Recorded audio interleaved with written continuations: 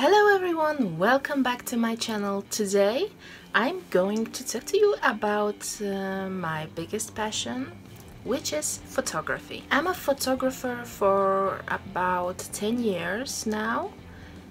Such a long time, like such a long time. All I've learned myself.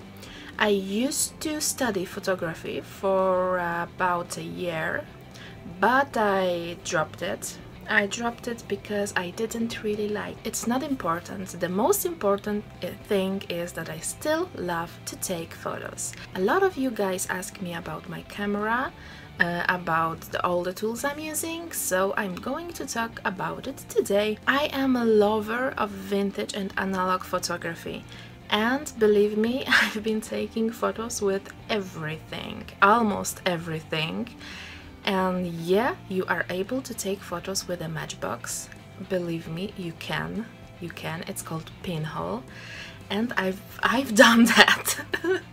I've done that too. I loved to experiment with all kinds of vintage photography, and I'm not a huge fan of digital photography, but I have a digital camera. Of course, these days it's almost not possible not to have one when you are taking photos a little bit more seriously than just an amateur way. I have 3 digital cameras and we will talk about it. But I'm just going to show you my 3 favorite cameras, just because there is no point in showing you everything. I will talk about it a little bit, and I will talk, maybe I will talk about why I don't use it that often. We will see how it goes. First of all, of course, I'm having a DSLR, actually 2 of them. One of them is a Nikon D40, as I remember, because I don't have it in my home right now. I borrowed it. And the other one is Nikon D3100, but I don't use them anymore. I used to use them at school. I used to use them when I was studying. They were very good, of course, for studio photography, which I genuinely hate, but of course I do it when I have to, or when I have a particular idea. Of course I do it then, but in general I hate studio photography. I'm just so in love with natural light, with natural aspects that nature gives us to take photos, every aspect, that I just have to take photos with natural light, with mostly outside. Of course at home sometimes when I'm doing like flat lights on my Instagram or something. In general, I love nature photography and still life. Still life mostly at home or at cafes or at some shops, anywhere. But when I have an opportunity to take nature photos, of course I take nature photos. For most of the photographers, those kinds of photography are so boring, they just think they are worse than something more commercial or fashion or something. But I don't really care. I dropped photography school because I want to take nature photos and still life. And there it wasn't very possible. Anyway, we don't have to talk about it. First, I don't have my DSLRs here because they are just in my wardrobe. I have a special place for all my cameras, and I've counted them today. There are 14 cameras. Hello? There are 14 cameras I actually own. I use all of them, but not all of them as often as those 3 I will show you. First of all is a mirrorless camera. It's a Fujifilm X30. It's a mirrorless digital camera. I just put the vintage stripe on it. It looks amazing with it. I love it. It was from some Zenith, or I don't actually remember, but I just had it at home. It has a flipped screen, but only like this, and it's useless. Sometimes I use it when I don't want to sit on the floor and I need to see what I'm taking photos of. But in general, these types of screen are useless. how do I need to use it? Like, how? Why? So I don't really. This camera became everything to me when I bought it, because I was so used to analog ways of taking photos, like to double exposure. I love double exposure. You can often see it on my blog. What is going on there? Anyway, I'm just going to continue. Ignore all the noises, please, because today is Sunday and everyone are crazy out there. So I'm just continue. We have a 28mm lens, Fuji non-aspherical lens. It's really amazing. This camera has so many options that I don't really need my DSLR anymore. It even does double exposures, so I'm not taking them with my analog camera anymore too.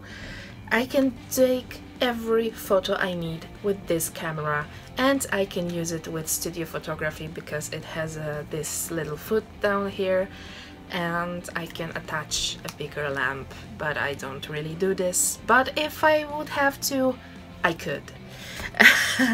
I totally love this camera. This is the best purchase I've made if we're talking about photography, and it's with me everywhere.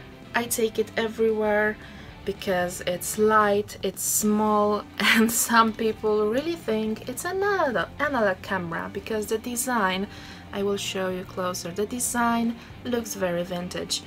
So it's a camera perfect for me.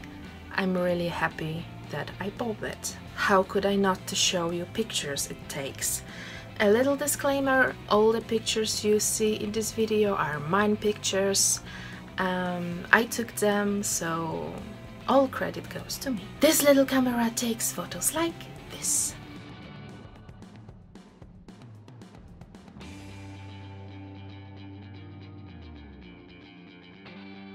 Another camera is an analog camera, and it's FAT5. It's one of the best looking cameras I own. It's very heavy and very well made. It's a Ukrainian camera, very well made Ukrainian camera. It has about 20 years and it's perfectly new. I bought it like for some, I don't know, like $5, so it's not really expensive, but I was just lucky. And this camera is not a regular analog camera. This is a rangefinder camera. What does it even mean? So I will try to explain it as well as I can, but the best way to get to know what does it mean is to Google it, because I may not be very precise. Well, when you don't have a regular viewfinder on here anywhere, so when you look through this little hole, you have, of course, the whole image you're looking at, and it's all very sharp, and you may think that it's ready to shoot, but it's not. In the middle you can see a dot, a quite big dot. You won't miss it for sure. In this dot, the part of the image you're looking at is like, it's not in the right place. It's just, it looks like it's cut out of the image and it's not on the right place. So you just regular with it with this ring here. When the whole image looks nice and the piece of the image was not in the right place is in the right place, finally you're ready to shoot. I will try to insert a picture of how it looks through this hole somewhere here, but I'm not sure if I can find it online. So just check rangefinder in Google, because it will describe it better than I can, because I'm not very good in technical speech of any kind. I just say what I'm able to. So yeah, it's a rangefinder camera, but it's one of my favorites. It takes amazing photos like this.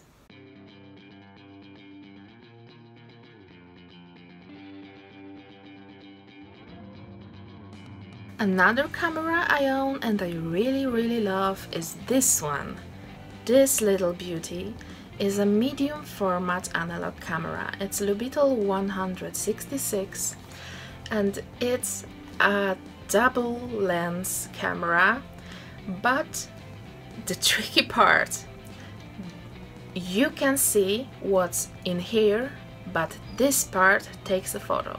So you might be aware that your image might be a little bit not like you imagine it would be. Of course, the viewfinder is the most fun part of the camera because it's inside this little chimney here. It's here. It's the viewfinder, and you're just checking what you're looking at from here, and you regular your camera, your distance from the object in here. Of course, you have those numbers written in here, so it's easier, of course. It takes totally different photos than a normal analog camera because it uses medium format film, as I said. What is a medium format film? And I've got one to show you. It's much bigger than a normal one. I actually don't have a normal one to compare it. This camera took square photos. I call it hipster Instagrams because there are squares and you have a roll like this when you finish. You just wrap it around a dark paper, which is in the end of the roll, and you get this developed.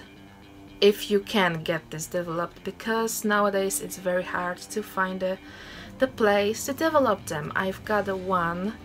It's freaking expensive, but I can't wait to see what's on this roll because it has about 3 years. So there are photos of the whole 3 years in here, and I'm very curious what's in it. And this camera is my beauty. I always think very carefully before I take a photo because a roll of the film has only 12 pictures on it. So it's not like 36 or 24 frames to shoot. And the development of this is very expensive, as I just said, so you have to think about your photos very carefully, but I'm telling you, it's worth it. Medium format photography is beautiful, and you can see some of them right now. And the last set of equipment I will show you today. You may be a little bit confused because it's this little set of lenses to my iPhone 7.